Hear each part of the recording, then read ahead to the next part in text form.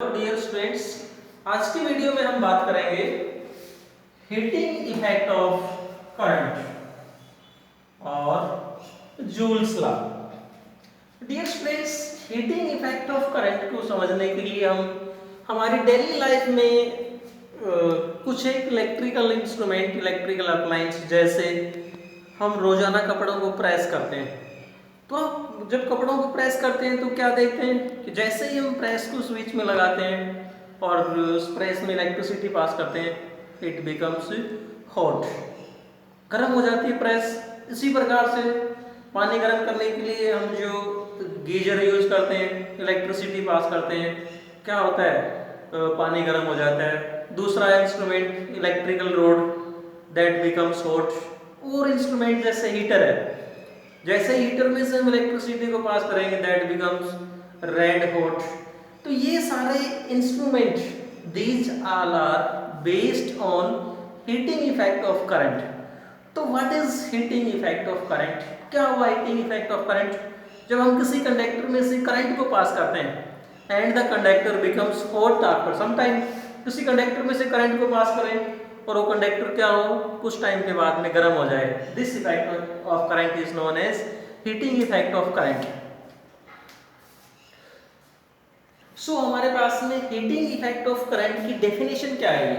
When current is passed through a conductor then it becomes hot after some time, this effect of current is known as heating effect of current. Dear students, heating effect of current को जो explain किया था, ये थे famous scientist James Prescott joule. It was given by James Prescott Joule, so it is known as Joule's law.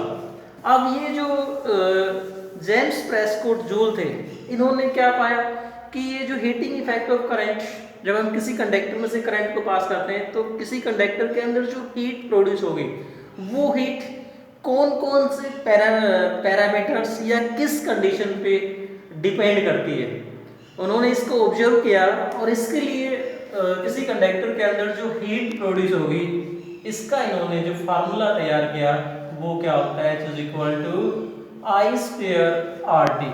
This is known as Joule's law of heating effect of current. इस फार्मूले को हम बोलते हैं Joule's law of heating effect of current. इस फार्मूले में I क्या है, current passing through the conductor, R is resistance of the conductor and T is time for which the current is passing through the conductor। हम इस फार्मूले को drive करेंगे, लेकिन उससे पहले बात करते हैं कि what is the cause of heat produced in a conductor। cause of heating effect, cause of heating effect of current। किसी कंडक्टर या किसी रेजिस्टेंस के अंदर जब हम करंट पास करते हैं तो why that conductor becomes hot, कारण क्या है? देखो, इसको एक्सप्लेन करने के लिए हम इस यूनिट का जो बहुत पहला वीडियो था, उसमें हमने ये समझा था कि जब किसी कंडक्टर के दोनों एंड्स पे हम कोई पोटेंशियल डिफरेंस अप्लाई करते हैं तो क्या होता है, इस कंडक्टर के अंदर इलेक्ट्रिक फील्ड सेटअप होता है, और इस इलेक्ट्रिक फील्ड की वजह से क्या होता है, इसके अंदर जो फ्री इलेक्ट्रॉन्स हैं, they move from negative to positive terminal with drift velocity. जब ये इलेक्ट्रॉन कंडक्टर के एक एंड से दूसरे एंड की तरफ चलना शुरू करते हैं तो क्या होता है, रास्ते में on their way another atom और ions of this conductor are present. तो क्या होगा, देखो, ये इलेक्ट्रॉन जब एक एंड से दूसरे एंड पे चलते हैं, क्या है, इनके रास्ते में दूसरे इलेक्ट्रॉन्स हैं, एटम्स हैं, आयंस हैं, बार बार इन इलेक्ट्रॉन्स का दूसरे एटम और आयन के साथ में क्या होता है, कोलिजन होता है।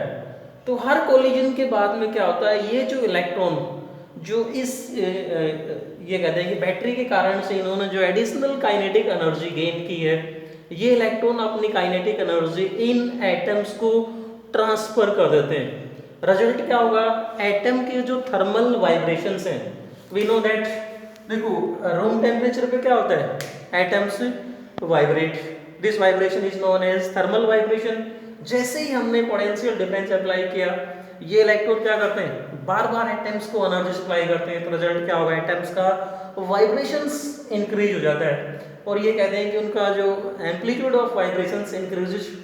अब देखो, यदि हम कोई सिंपल एग्जांपल लेते हैं, हमारे पास में ये कोई एक लोहे का टुकड़ा है और इस लोहे के टुकड़े को यदि हम एक हथौड़ी से बार बार इसको हिट करेंगे, आप देखना ये टुकड़ा गर्म हो जाएगा। सेम केस यहाँ पर होगा, जब ये इलेक्ट्रॉन बार बार इन एटम्स को कोलाइड करेंगे, एटम अगले एटम को कोलाइड करेगा, रिजल्ट क्या होगा, धीरे धीरे इस कंडक्टर का, इस मेटल का टेम्परेचर इंक्रीज होना शुरू हो जाता है and this conductor becomes hot.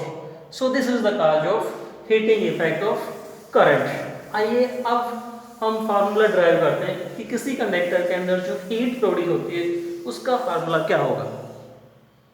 Let us consider a conductor of resistance R। ये मान लेते हैं हमारे पास में कोई कंडक्टर ए भी है, इस कंडक्टर का रेजिस्टेंस मान लेते हैं R। When A potential difference V is applied across the end of this conductor, क्या होगा, current flows in this conductor। हम मान लेते हैं late V is potential difference, I क्या मान लेते हैं, current in the conductor for time t। मान लेते हैं इस कंडक्टर के अंदर जो करंट फ्लो करता है वो कितने टाइम के लिए फ्लो कर रहा है, t टाइम के लिए। Then we know that charge that will flow in time t। t time में इस कंडक्टर के अंदर जो चार्ज फ्लो करेगा, we know that q is equal to it। ये चार्ज फ्लो करेगा इस कंडक्टर के अंदर t टाइम में। अब एक्चुअली ये चार्ज फ्लो किस लिए कर रहा है, because we have a source of EMF, some work is done by this source। ये सोर्स काम कर रहा है इस चार्ज को मूव करवाने में, तो इस सोर्स के द्वारा कितना वर्क किया जा रहा है, we know that work is, या यूं कहते हैं कि work done by source, work is equal to, we know that work is potential into charge। so this work is being done by this source। ये सोर्स इस charge Q को move करवाने में इतना वर्क कर रहा है और ये कहते हैं कि W is equal to V and Q is equal to IT। ये वाली वैल्यू हम यहाँ पुट कर देते हैं। देन हमारे ये कहते हैं कि इस सोर्स ने जो वर्क किया है, work done by this source, W is equal to VIT। अगर ये वर्क, पूरे का पूरा वर्क हीट प्रोड्यूस करने में खर्च होता है, then we can say that W को हम क्या कह सकते हैं, H। यदि ये पूरे का पूरा वर्क क्या हो रहा है, हीट में कन्वर्ट हो रहा है, तो W को हम किससे रिप्लेस कर देते हैं, H के द्वारा। क्या आ जाएगा हमारे पास में, H is equal to VIT, but we know that V is equal to IR। So वापस यहाँ पुट कर देते हैं, क्या बनेगा, H is equal to V की जगह IR पुट करेंगे, IR into I क्या बन जाएगा, I square, I into I square R, और ये रहा T। This is the formula for heat produced in a conductor। So dear students, हमारे पास में heat के लिए जो formula आ गया, H is equal to I square RT। This relation is known as Joule's law of heating।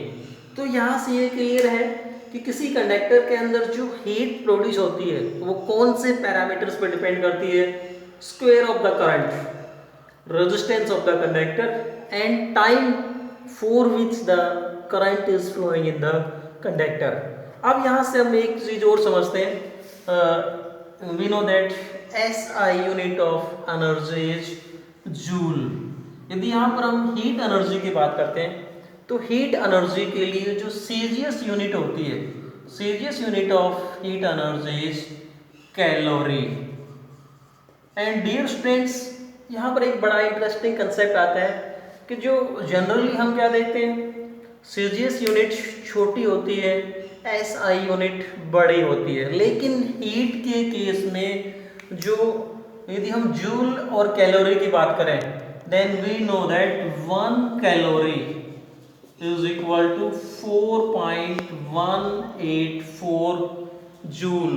Celsius unit is greater than SI unit. अगर मेरे पास में ये वाला फार्मूला, इस फार्मूले में जो हीट आई है H is equal to I square RT, if this heat is in joule, तो इस हीट को यदि हमें कैलोरी में कन्वर्ट करना है तो हम ये कंसेप्ट यहाँ पर यूज करेंगे. यदि इसको मैं 4.184 को नियरली 4.2 जूल कर देता हूँ, देन ये जो हीट, इसको यदि हम कैलोरी में निकालेंगे तो इसका मान क्या होगा, H is equal to I square RT upon 4.2 calorie. This is Joule's law of heating. Next topic जो आता है हमारे पास में वो है इलेक्ट्रिक पावर. डियर स्टूडेंट्स, हमने +1 में पावर का कंसेप्ट पढ़ा था. पावर क्या होती है, द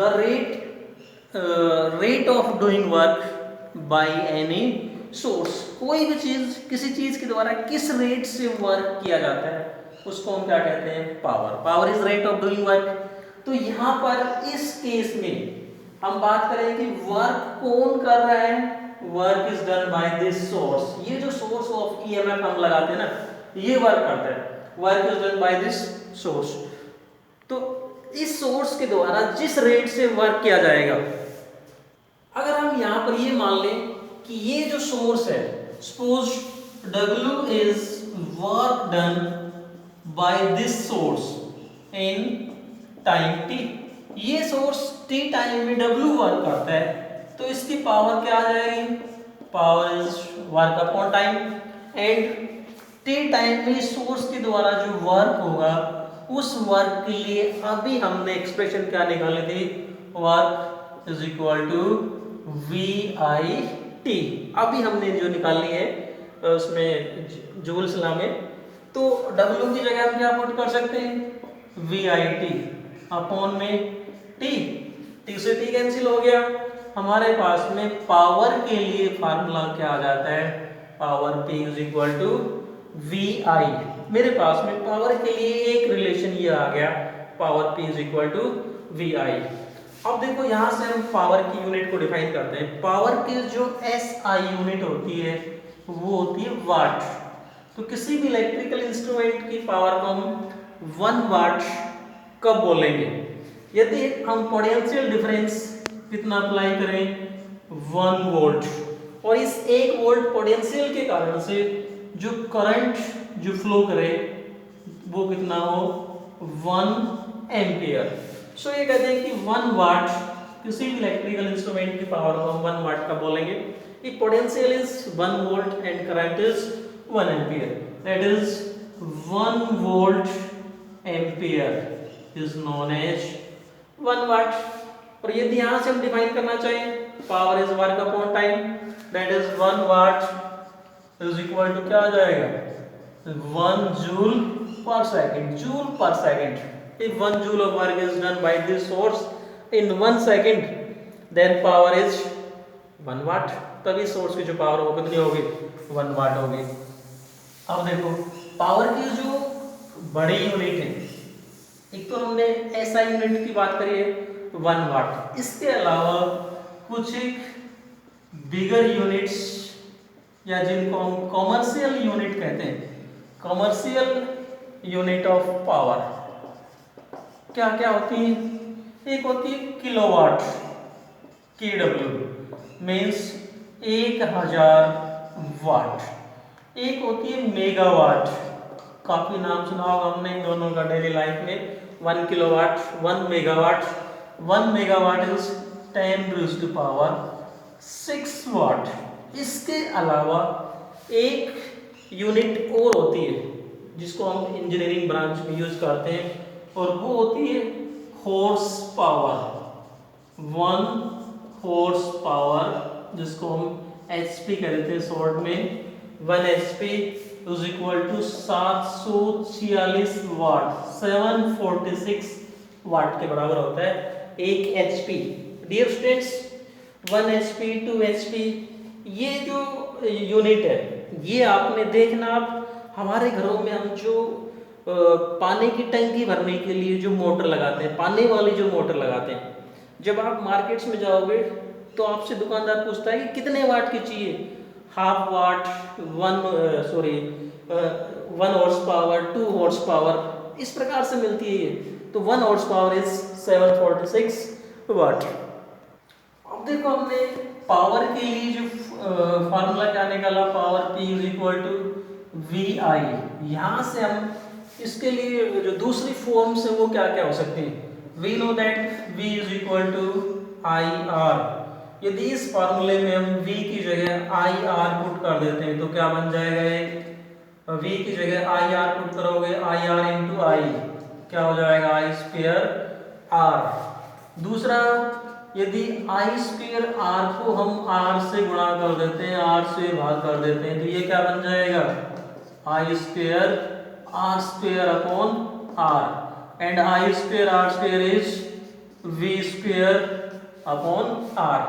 सो हमारे पास में पावर के लिए एक्सप्रेशंस क्या क्या आ गई, एक power P is equal to VI, दूसरा power is equal to I square R, तीसरा power is equal to V square upon R। Dear students, इनको हम डिफरेंट कंसेप्ट्स में अलग अलग न्यूमेरिकल्स प्रॉब्लम्स को सॉल्व करने के लिए ये फार्मूले यूज होते हैं।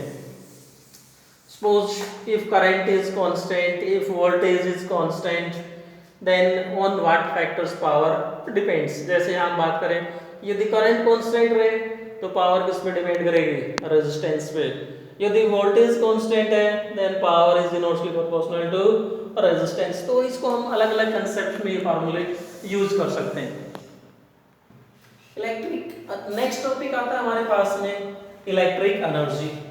We know that work and energy are equivalent. So electric energy का मतलब क्या है, ये जो सोर्स हमने लगाया है ना, ये सोर्स इस सर्किट के अंदर करंट को मेंटेन रखने के लिए जो वर्क करता है या इसने जो एनर्जी खर्च की है उसको हम क्या बोलेंगे, electric energy. So electric energy means work done by this source in maintaining the current is known as electric energy.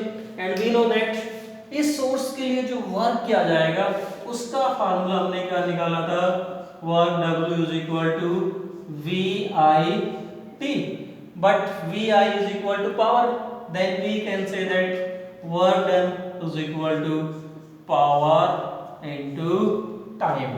ये आगे मेरे पास में work is equal to power into time. यदि यहाँ से हम इस सोर्स के द्वारा, जो इलेक्ट्रिक सोर्स है इसके द्वारा जो वर्क किया जा रहा है उसको कैलकुलेट करें तो वर्क को हम क्या बोलेंगे, 1 joule. If any electrical instrument of power 1 watt works for 1 second, यदि कोई इलेक्ट्रिकल इंस्ट्रूमेंट जिसकी पावर 1 वाट है वो 1 सेकेंड के लिए काम करता है, तब इस सोर्स की जो एनर्जी खर्च होगी वो कितनी होगी, 1 जूल। This is 1 joule. अब हमारे पास में हमने क्या कहा कि 1 joule is equal to 1 watt second. 1 watt second को हम 1 जूल कहते हैं।